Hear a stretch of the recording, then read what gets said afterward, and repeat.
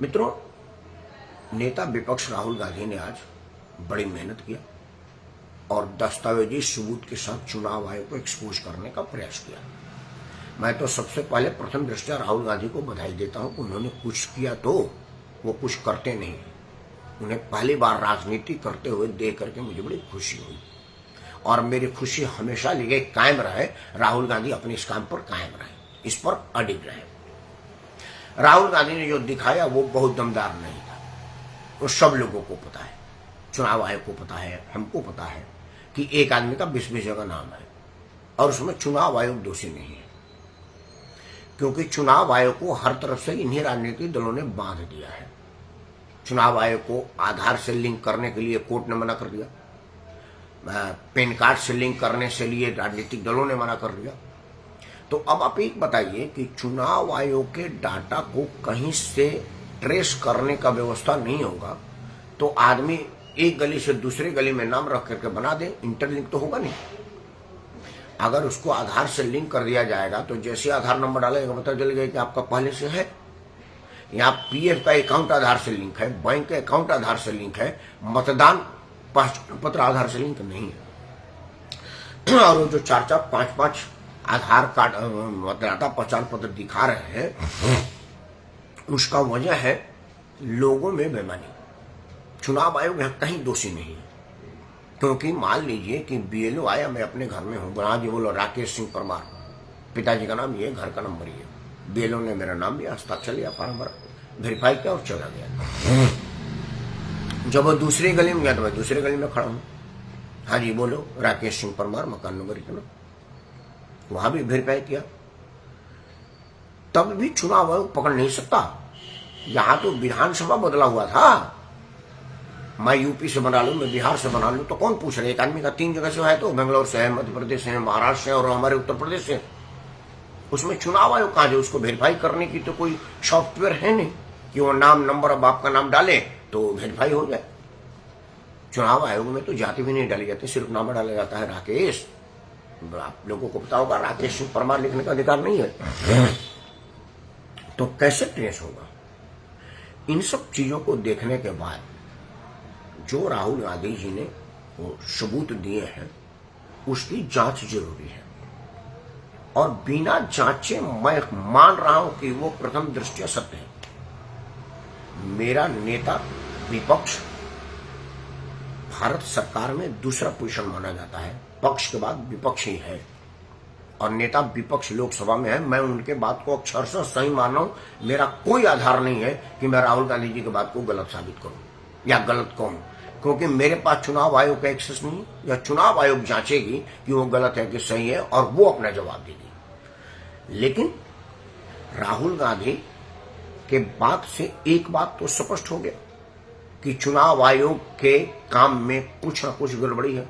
मैं कह रहा हूं महाधांधली है। तो बड़ा जरूरी बन जाता है कि इसमें गहनता से जांच हो और सुधार की बड़े कठोर कदम उठाए जाए, क्योंकि उन्होंने तो एक महादेव नगर का नाम लिया। एक तो मैं बहुत बहुत धन्यवाद देता हूं राहुल गांधी को सोच का, महादेव नगर के उस मतदाताओं का, कि सावन जैसे पावन पवित्र महीने में राहुल गांधी की जुबान से महादेव महादेव महादेव कई बार आया। और आज दिन भर पक्ष विपक्ष निष्पक्ष और पत्रकारों की टोली अलग अलग क्षणों में, मैं भी 3 चैनल पर था, महादेव महादेव कहा। तो सावन में महादेव महादेव करके राहुल गांधी अपने सारे पाप कटवा लिए और महादेव का आशीर्वाद उनको बना रहे और कुछ राजनीति बढ़िया कर हम आशीर्वाद मांगते हैं महादेव से उनके लिए। तो महादेव नगर का एक ही क्यों? अगर महादेव नगर में या महादेवपुरम में 1 लाख वोटों की या 2 लाख वोटों की चोरी हुई है, तो ये समस्त भारत के 524 लोकसभा क्षेत्र में क्या हुआ होगा? कई 4 विधानसभा क्षेत्र पड़ रहे, उसमें क्या हुआ होगा? तो एक विधानसभा का मामला है। राहुल गांधी को तो तुरंत चुनाव आयोग जाना चाहिए और कहना चाहिए कि देख भाई, मैंने तो एक विधानसभा में इतनी चोरी पकड़ी, तू अब तक सिर्फ बिहार में क्यों SIR लगा हुआ है, पूरे देश में क्यों नहीं लगा रहा?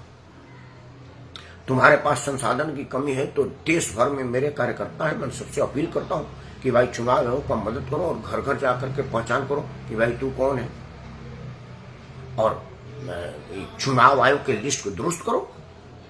लेकिन राहुल गांधी ये नहीं करेंगे। क्योंकि उनका मनसा मतदाता सूची को सुधारना नहीं है। क्योंकि अगर मतदाता सूची सुधर गई तो जो बाहर से बुला करके मतदाता बनाए हैं राहुल गांधी की ही पार्टी ने, उनका नाम कट जाएगा। जिसके दम पर सरकार बनाए थे, अब तक बनाते आ रहे थे। आसाम में जो भाजपा की सरकार बनी है और दूसरी बार बनी है, उसमें भाजपा का योगदान से ज्यादा कांग्रेस का योगदान है। कांग्रेस ने बांग्लादेश के मुसलमानों को धरले से बुलाया और उनका आधार कार्ड बनाया। एक तो बांग्लादेशी सांसद तक बन गया, उसका पहचान इतना मजबूत है कि वो सांसद है यहाँ पर। वो क्या नाम है उनका, नाम मैं भूल रहा हूं। उन बांग्लादेशी मुसलमानों ने भारत के मुसलमानों को इतना परेशान किया कि मुसलमान परेशान हो गए और उन्होंने विरोध में कि भाई देखो ये तो साला हमारे संसाधन पर कब्जा कर लिया और हम ही को दो दर्जा का बनाने लगे, क्योंकि उनकी रहन सहन ये सब अलग है, हमारे भारत के मुसलमानों जैसा है नहीं।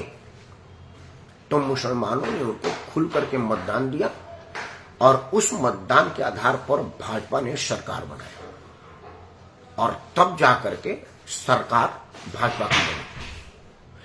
तो अगर इसी तरह से हर जगह कट जाएगा तो कई जगह कांग्रेस की सीटें घट जाएंगी, क्योंकि वो तो घुसपैठियों के मतदान पर ही हो रहा है। और आप कहीं पर वोट की चोरी की बात कर रहे हैं और दूसरे जगह वही वोट अगर चुनाव आयोग काट रहा है तो आप रो रहे हैं। इन सब चीजों को ध्यान में रखते हुए राहुल गांधी के मंशा पर संदेह नहीं, भरोसा हो रहा है कि चुनाव में सुधार उनका इच्छा नहीं है। चुनाव आयोग के मतदाता पहचान को वेरीफाई करने में उनका मंशा नहीं है, क्योंकि बिहार में उसका विरोध कर रहे हैं, सदन को चलने नहीं दिया। उनका मंशा है देश भर में परसेप्शन बिल्ड करने का, क्योंकि परसेप्शन बिल्ड का असर कितना होता है यह राहुल गांधी से ज्यादा कौन जानता है। राहुल गांधी के पूजनीय पिता श्री राजीव गांधी जी 415 सीट जीत करके प्रधानमंत्री बने थे।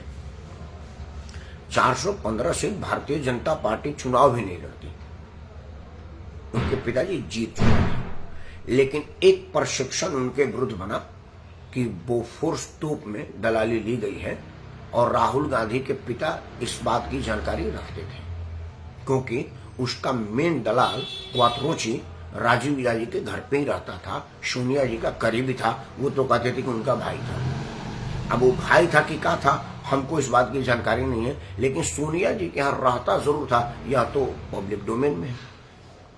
तो वो एक परसेप्शन बना कि राहुल गांधी के पिताजी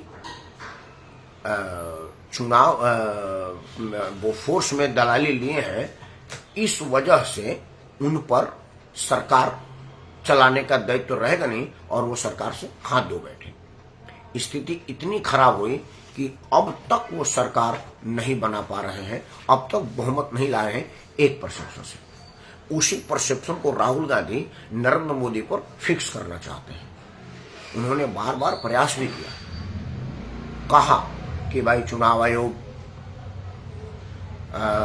चोरी हो रहा है। उसके पहले उन्होंने बोला कि ईडी, सीबीआई और संवैधानिक संस्थाएं सारा भारत सरकार के और मोदी और शाह के नियंत्रण में है, ताकि लोगों में मोदी शाह के विरुद्ध परसेप्शन कुछ नेगेटिव बने।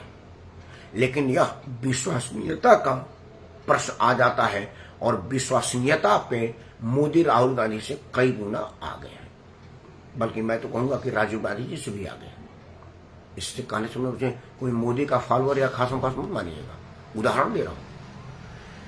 मिस्टर क्लीन की छवि लेकर के राजीव जी प्रधानमंत्री बने थे और मेरे नजर में मिस्टर क्लीन थे भी वो, लेकिन उनके मंत्रिमंडल सहयोगी ने, विश्वनाथ प्रताप ने बोफोर्स का एक इल्जाम लगाया, उनकी सरकार चली गई। उसी राजीव गांधी के बेटा राहुल गांधी ने उसी तरह का एक रक्षा घोटाला राफेल राफेल चिल्लाते रहे और भारत की जनता राहुल फेल मानती रही। यह है परसेप्शन, यह है विश्वसनीयता।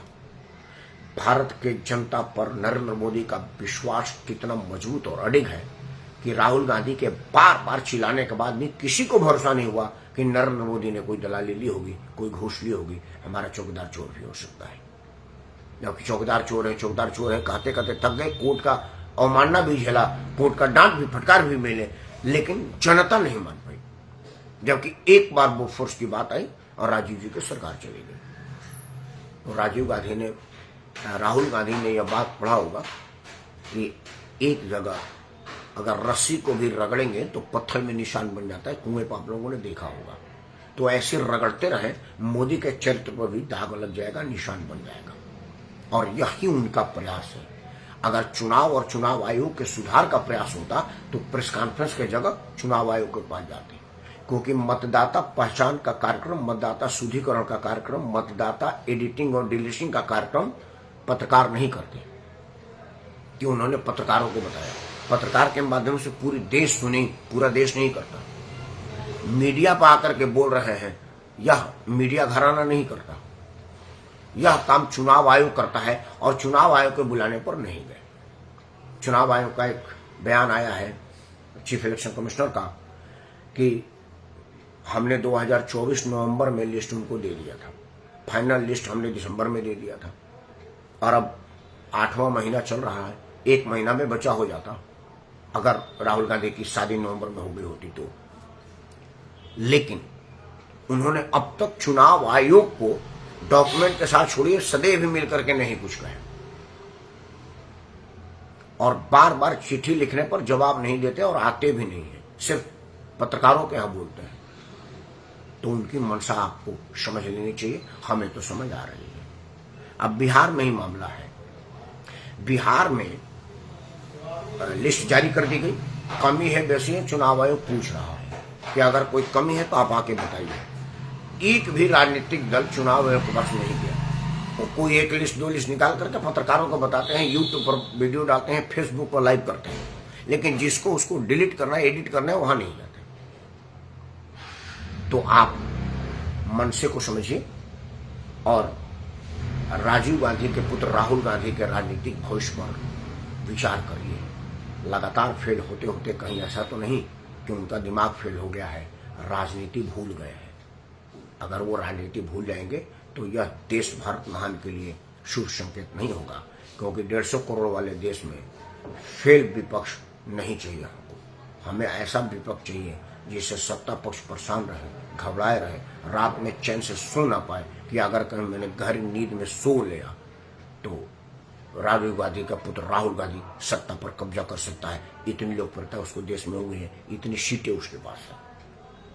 तब जाकर के वो चपलता से और गंभीरता से राष्ट्र की सेवा करेंगे, क्योंकि अंततः वोट तो जनता को ही देना है, और जनता का सेवा करेंगे तभी वोट का मेवा मिलेगा। तो राहुल गांधी को मजबूत होना चाहिए, होना ही पड़ेगा अगर वो चाहते हैं कि भारत मजबूत हो।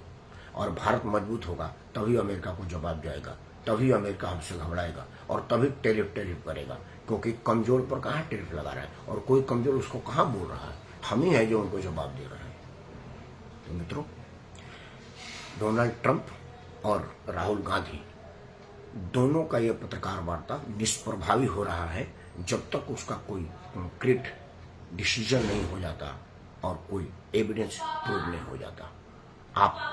आप इस विषय पर विचार करिएगा, मैं तो विचार कर ही रहा हूं। और अगर आपको लगे कि मेरी बातें सही हैं तो इस वीडियो को लाइक करें, चैनल को सब्सक्राइब करें और इसे अपने सभी समूहों में साझा करें। साझा करने से समस्या अपने समाधान को प्राप्त करता है, और अगर समस्या समाधान को प्राप्त करेगा तो वो समाप्त होगा। इन्हीं शब्दों के साथ मैं राकेश परमार आप सबको सादर प्रणाम करता हूँ। जय हिंद, वंदे मातरम और भारत माता की जय।